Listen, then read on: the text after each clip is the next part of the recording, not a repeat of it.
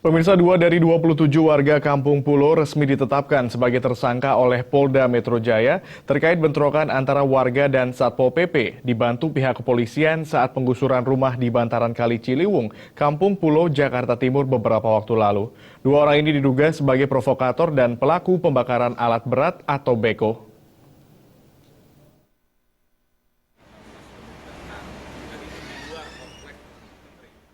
Pihak kepolisian daerah Metro Jaya menetapkan 2 orang sebagai tersangka terkait kerusuhan dan pembakaran saat penggusuran Kampung Pulo, Jatinegara, Jakarta Timur beberapa waktu lalu.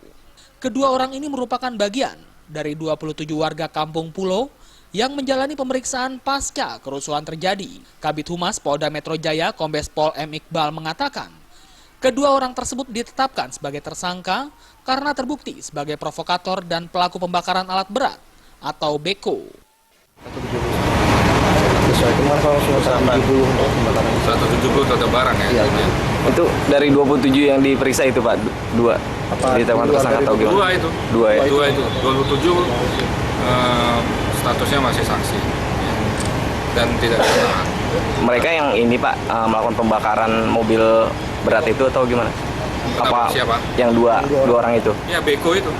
Kita kan punya alat bukti, transaksi dan juga ada rekaman.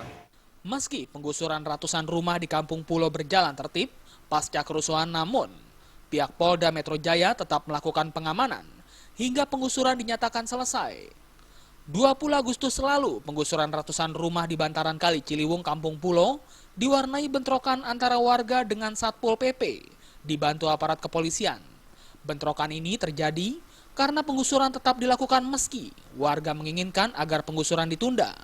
Dalam bentrokan tersebut, 1 alat berat dibakar warga dan sejumlah orang mengalami luka-luka, baik dari unsur warga maupun petugas. Penggusuran dilakukan Pemprov DKI untuk menormalisasikan Kali Ciliwung untuk mencegah terjadinya banjir. Dari Jakarta, Zikri Amin.